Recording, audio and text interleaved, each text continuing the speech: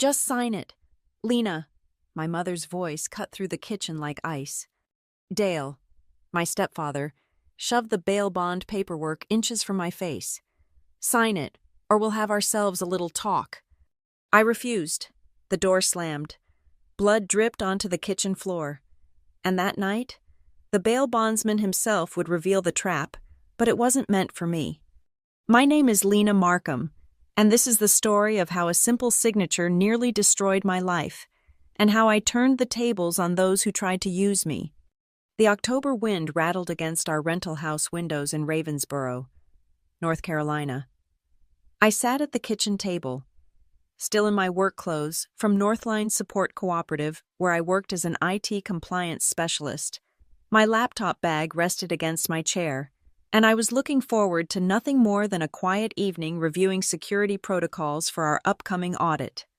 That's when Dale burst through the front door, papers clutched in his meaty fist. My mother, Marjorie, trailed behind him, her face set in that familiar expression of weary submission I'd grown to hate over the past 12 years. "Lena, honey," she started, but Dale cut her off. "Your mother and I need you to do something for the family." He dropped the papers on the table, nearly knocking over my coffee mug. Alliance bail and bond letterhead stared back at me. I scanned the document quickly, a bail bond agreement for someone named Marcus Tillman, arrested for fraud. The cosigner line was highlighted in yellow. "Who's Marcus Tillman?" I asked, though I already suspected the answer wouldn't satisfy me. "Business associate," Dale said, his jaw tight. "Good man. Got caught up in some bullshit. Just needs someone with steady employment to cosign." "Then why don't you sign it?" His face darkened. "Credit's tied up in the construction project. You know that." I did know that. Dale's latest sure-thing construction venture had been bleeding money for months. What I didn't know was why that made me responsible for bailing out his associates. "I can't," I said simply. "Company policy prohibits employees from entering into bail agreements or any high-risk financial obligations. It's grounds for immediate termination." "Company policy," Dale sneered, "always hiding behind your precious job." My mother finally spoke up. "It's just a signature. Lena, we're family." Just a signature. Those 3 words would haunt me. I looked closer at the paperwork. Something was off. The dates looked altered. The arrest date seemed to have been written over. The fee schedule from Alliance showed additional charges I'd never seen on standard bail bonds, listed as administrative surplus fees. "These dates don't match," I pointed out. "And what are these extra fees?" Dale's hand slammed on the table. "Are you calling me a liar?" "I'm saying the paperwork looks suspicious." "Suspicious."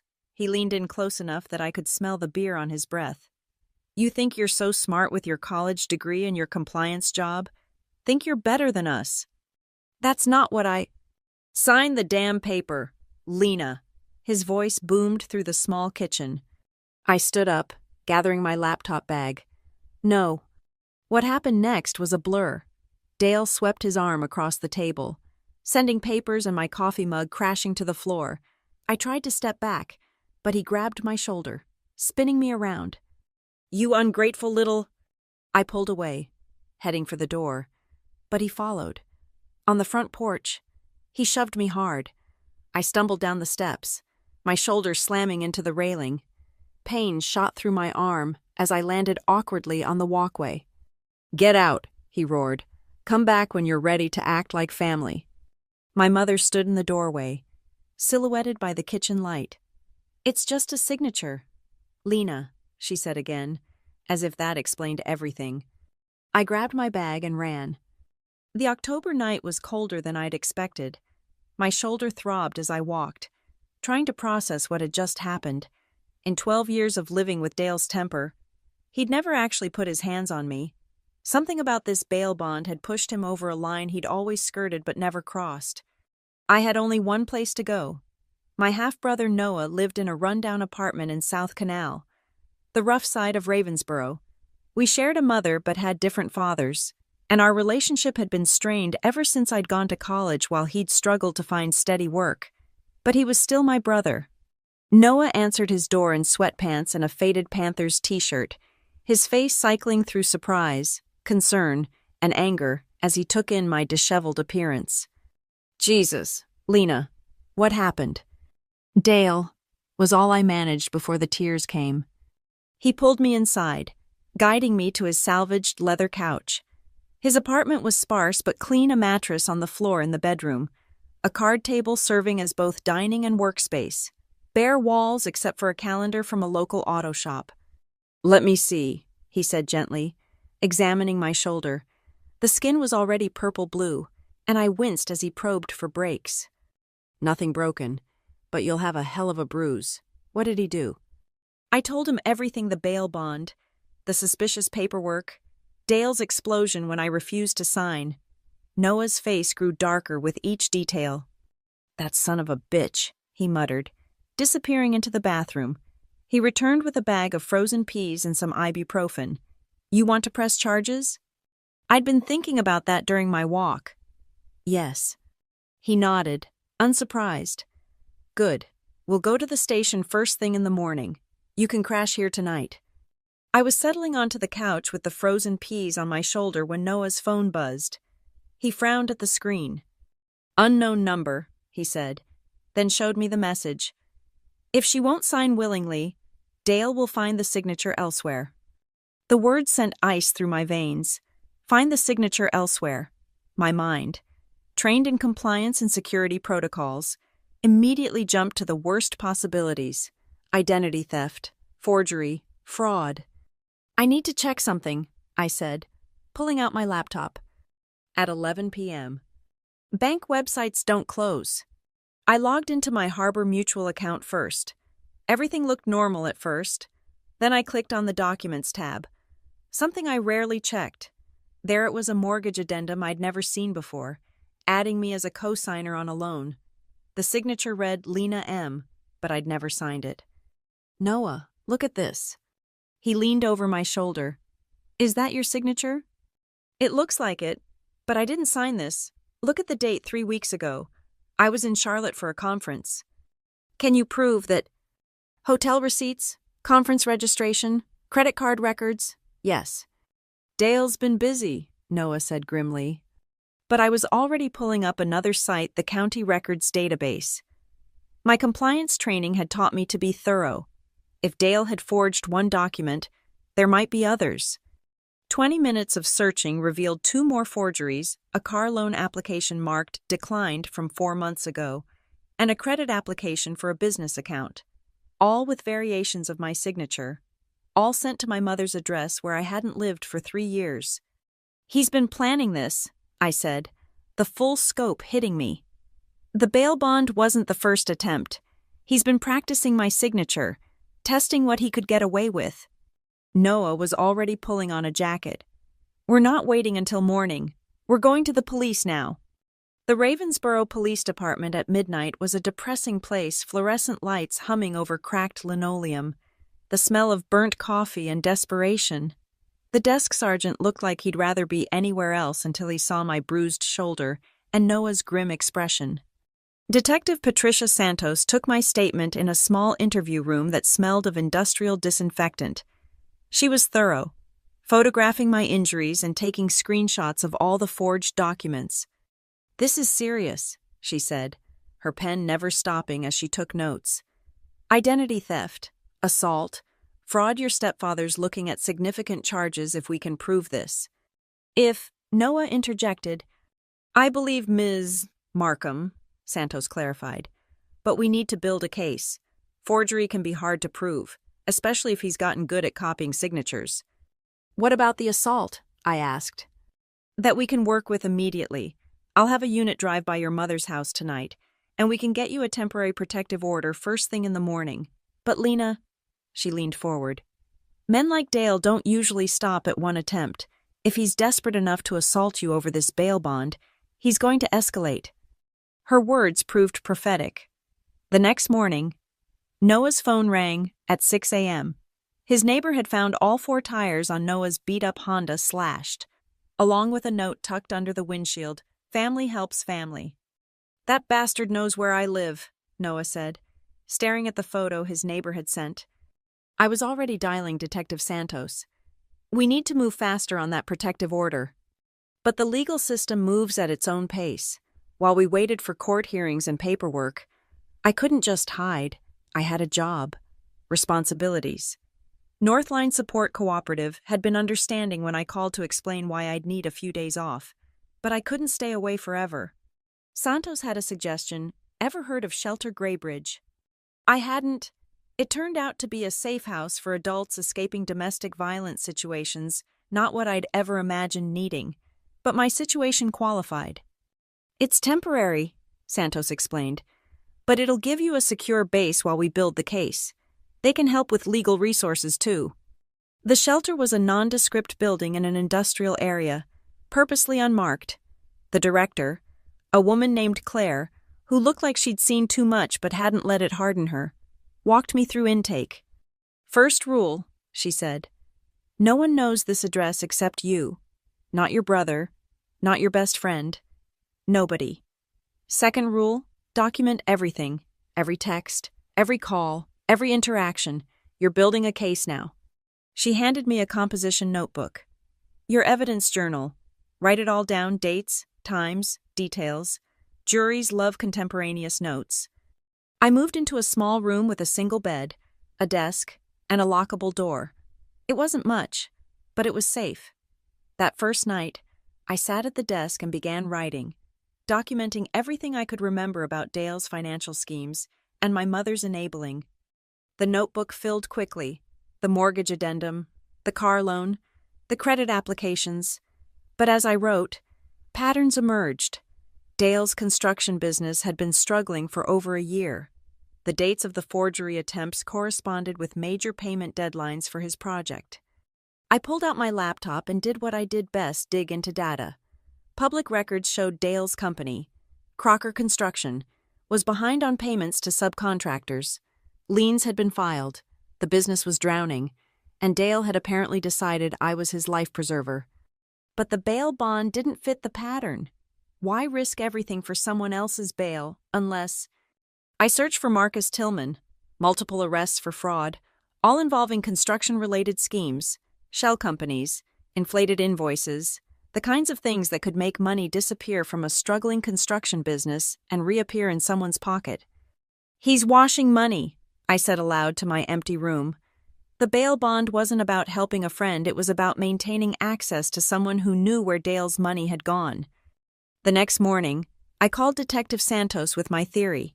She listened, then said the magic words, "The state has a financial crimes unit. This might be bigger than just identity theft."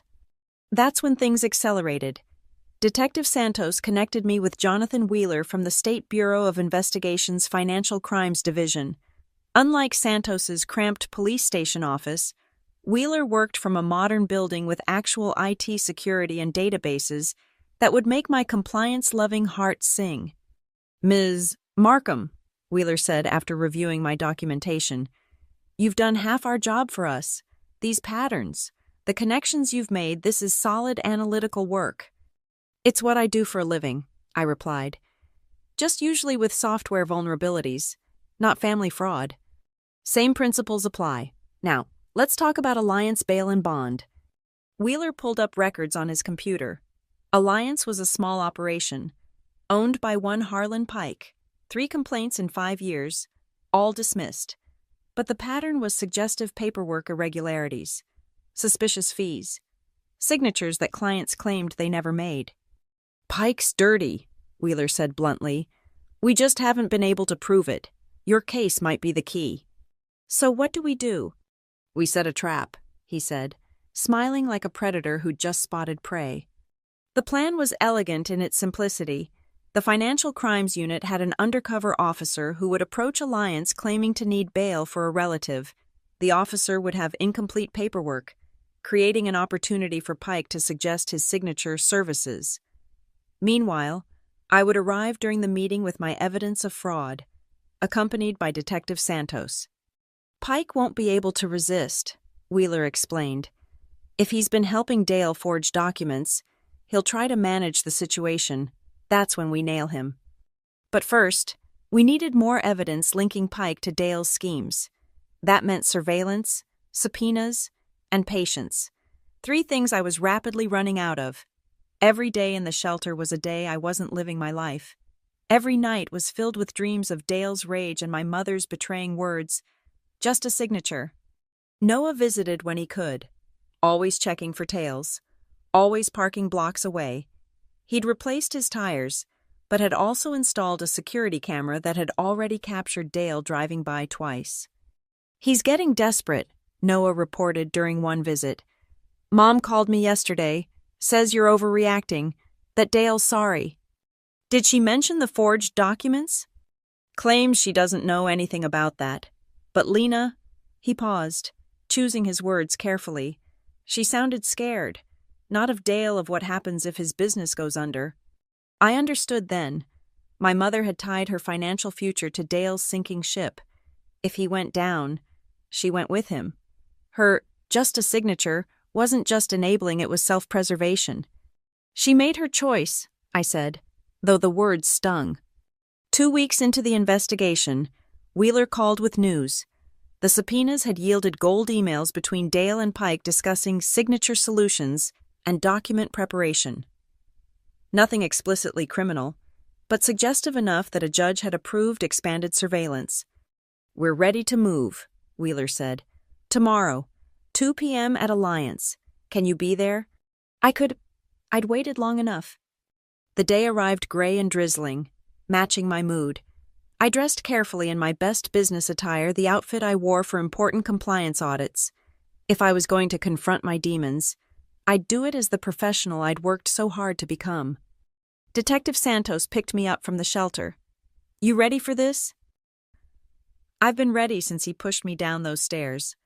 Alliance Bail and Bond occupied a strip mall storefront between a payday loan shop and a vape store, the trifecta of desperation.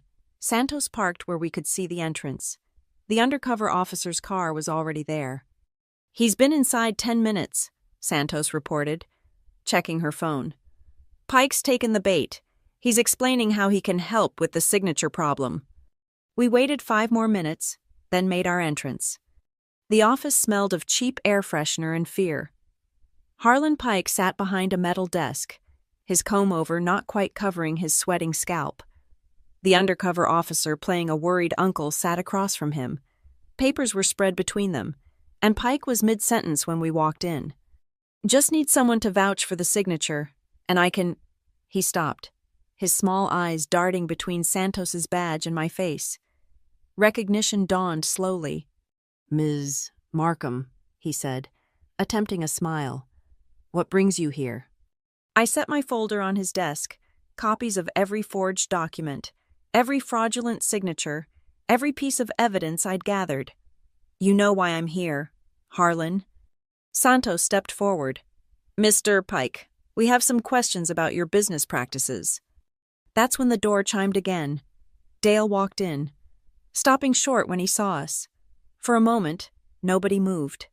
Then Dale's face twisted into the rage I'd seen that night in the kitchen. "You stupid little bitch," he snarled. "You couldn't just sign the papers." "No," I said, standing straighter. "I couldn't—" "Mr. Crocker," Santos intervened. "I'd advise you to stay calm." But Dale was past calm. "This is family business," he shouted. "Lena, get out of here, now." "The only place I'm going is to court to testify against you."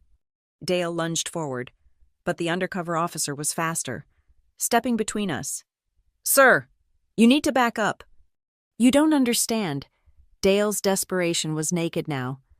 "The project's dead without this money. Your mother made her choice," I finished, "just like you made yours when you decided to forge my signature, when you decided to use me as your personal piggy bank, when you put your hands on me." "Dale," Pike's voice was strained. "Maybe we should—" "Shut up, Harlan," Dale turned on him. "This is your fault. You said the signatures would work." And there it was, in his panic. Dale had just confirmed the conspiracy. Santos was already reaching for her radio, calling for backup. The undercover officer had his hand near his weapon, though Dale seemed to deflate rather than escalate. "It's over," I said quietly. "All of it." The next few minutes were a blur of sirens, uniforms, And Miranda writes, Dale was arrested on charges of assault, identity theft, and fraud conspiracy. Pike's charges included forgery and conspiracy to commit fraud. The undercover officer's wire had captured Pike explaining his signature forging services in detail, and Dale's outburst had tied it all together. As they led Dale away in handcuffs, he looked back at me with pure hatred. Your mother will never forgive you. He was probably right, but standing there in that strip mall parking lot, watching justice finally catch up with the man who'd terrorized our household for over a decade, I realized I didn't need her forgiveness. I needed my life back. The trial took 6 months. 6 months of depositions, court appearances, and my mother's accusing stares from the gallery. She never spoke to me directly, but her presence was a constant reminder of the family I'd lost to gain my freedom. The evidence was overwhelming. Pike had kept records stupid of him, but lucky for us, those records showed a pattern of forgery going back 2 years, with Dale as one of his best customers. The mortgage addendum, the car loan, the credit applications all originated from Pike's office, using signature samples Dale had provided from old documents I'd signed while living at home. Dale's lawyer tried to paint me as a vindictive stepdaughter angry about being asked to help family, but the bruise photographs, the forged documents, and Pike's own testimony dismantled that narrative. Pike had flipped, hoping for a lighter sentence, and his detailed account of Dale's schemes was damning. The financial investigation revealed the full scope of Dale's desperation. His construction company was over $1 million in debt. The money from the forged loans had gone straight to paying off the most aggressive creditors. Buying him time to finish the project, Marcus Tillman, the bail bond subject, had been Dale's partner in inflating invoices and creating phantom subcontractors. The defendant created an elaborate financial house of cards, the prosecutor said in closing arguments, and when it began to collapse, he decided his stepdaughter's credit, her reputation, her very identity were acceptable casualties. The jury deliberated for less than 3 hours, guilty on all counts. Dale got 5 years for the financial crimes, plus 18 months for assault. Pike received 3 years and lost his bail bond license permanently. The judge also ordered full restitution, not that Dale had any money left to pay it. After the sentencing, my mother finally approached me outside the courthouse. She looked older, smaller somehow. I hope you're satisfied, she said, her voice brittle as winter leaves. I'm safe, I replied. That's all I ever wanted to be. She turned to walk away, then stopped. I got served with divorce papers yesterday. My lawyer says I could lose the house. Part of me wanted to feel sympathy. This was my mother, the woman who'd raised me, who'd once kissed my scraped knees and read me bedtime stories. But that woman had disappeared long ago, replaced by someone who'd watch her daughter be assaulted and say it was just a signature. I'm sorry, I said, and meant it, just not in the way she wanted. Noah was waiting by my car. He'd been my rock throughout the trial, sitting in court every day he could get off work. You okay? Yeah, I said, surprised to find it was true. I actually am. The aftermath was anticlimactic in the way real life often is. I moved out of the shelter and into my own apartment, a small 1-bedroom in a quiet complex with good security. I returned to work at Northline, where my experience had actually made me better at my job. I knew firsthand now how identity theft worked, how desperate people could exploit systems meant to help. Noah and I grew closer, having dinner every Sunday and checking in throughout the week. He'd started dating a woman named Teresa who worked at the hospital, and watching him build a healthy relationship gave me hope that we hadn't been too damaged by our chaotic childhoods. The nightmares faded slowly. For months, I'd wake up to phantom sounds of Dale's rage or my mother's cold voice saying, just a signature, but time and therapy worked their quiet magic. The hypervigilance relaxed. The constant checking of bank statements became weekly, then monthly. A year after the trial, I received a letter forwarded from my old address. It was from my mother, written in her careful script on floral stationery. Lena, it began. I've had time to think about everything that happened. I want you to know that I understand why you did what you did. I'm not saying I forgive you. because I don't think that's mine to give anymore, but I understand. Dale could be charming when he wanted something, and I let that blind me to what he was doing to you, to us. I'm living with my sister in Tennessee now. It's quiet here. I hope you're well. Mom. I read it twice, then filed it away. It wasn't an apology, not really, but it was an acknowledgement, and that was more than I'd expected. Sometimes people ask if I regret turning in my stepfather, if I wish I'd just signed the papers and avoided all the pain that followed. The question always surprises me. They're asking if I regret saving myself from years of financial abuse, if I regret standing up to violence, if I regret refusing to be complicit in fraud. The answer is always no, not for a single moment. Dale had counted on family loyalty to protect him, on my mother's enabling and my trained compliance. He'd thought I'd be an easy mark young, female, conditioned to keep the peace. He'd been wrong. My name is Lena Markham. I'm a compliance specialist, a survivor, and a woman who refused to let her signature be stolen. I learned that family isn't about blood or obligation. It's about the people who stand by you when you refuse to sign your life away. And sometimes, the most important signature you'll ever make is the one on a police report. The last time I saw Dale was at a restitution hearing 2 years after his conviction. He was in prison orange, his hair gone gray, his swagger reduced to a shuffle. He didn't look at me as the judge reviewed his payment obligations we all knew he'd never be able to meet. But there was one signature Dale couldn't forge. One document he couldn't fake his guilty plea to violating the protective order by sending threatening letters from prison. That signature, shakily written in front of the judge, added another year to his sentence. As I walked out of the courthouse that final time, I passed Alliance Bail and Bond's former location. It was a tax preparation office now, all traces of Pike's operation gone. The payday loan shop and vape store remained, still serving the desperate and hopeless. But I wasn't desperate anymore. I wasn't hopeless. I was free.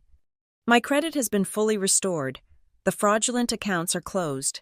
My shoulder healed without permanent damage, though I still feel phantom pain when the weather turns cold.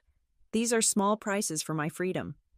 I've started volunteering at Shelter Greybridge, teaching financial literacy and identity protection to other survivors. Claire, the director who first handed me that composition notebook, says I have a gift for explaining complex financial concepts in accessible ways. You make them feel empowered, she told me after a recent workshop, like they can take control of their financial lives. That's because I know they can. I know that refusing to be a victim isn't about being strong or brave. It's about recognizing your worth and protecting it fiercely. Last week, a woman in my workshop asked how she could protect herself from someone forging her signature. I showed her security protocols, monitoring services, and legal remedies. But I also told her the most important protection: the willingness to say no, to walk away, to choose your safety over someone else's demands. They'll call you selfish, I warned. They'll say you're breaking up the family. They'll minimize what they're asking, make it seem like nothing. Like just a signature, she asked, and I could see she understood. Exactly like that, I said. But your signature is your word, your bond, your identity. No one has the right to take that from you. The woman nodded, writing notes in her own composition book, another survivor building her case for freedom. My story isn't unique. Every day, people are pressured to sign documents they shouldn't, to take on debts that aren't theirs, to sacrifice their financial futures for family members who see them as resources rather than people. The particulars change. Sometimes it's a bail bond, sometimes a car loan, sometimes a business partnership, but the pattern remains the same. What makes the difference is the moment you decide your signature matters, the moment you refuse to be complicit in your own exploitation, the moment you choose yourself. For me, that moment came on a cold October night when I said no to a bail bond and yes to my own worth. Everything that followed the assault, the investigation, the trial, the estrangement from my mother stemmed from that single refusal. I regret none of it. My name is Lena Markham. I'm 32 now, 3 years removed from that night in my mother's kitchen. I have my own apartment, a promotion at work, a brother who's proud of me, and a life built on my own terms. I have boundaries that I enforce and people who respect them. And I have my signature mine alone, given freely when I choose, never stolen or coerced. That's more than just a signature. That's freedom. Thank you all for listening to my story today. I know it was intense, but these experiences need to be shared so others can recognize the warning signs and protect themselves. If you're listening to this somewhere out there, whether you're at home, on your commute, or maybe even in a situation where you're questioning if you should sign something you're not comfortable with, I'd love to hear from you. Please comment below and let me know where you're tuning in from so we can connect and share our thoughts together. And if this story resonated with you or might help someone you know, please subscribe to the channel. Hit that like button, and don't forget to press the hype button so more people can hear this story and others like it. Your support helps these important messages reach those who need them most. Stay strong, trust your instincts, and remember your signature is yours alone.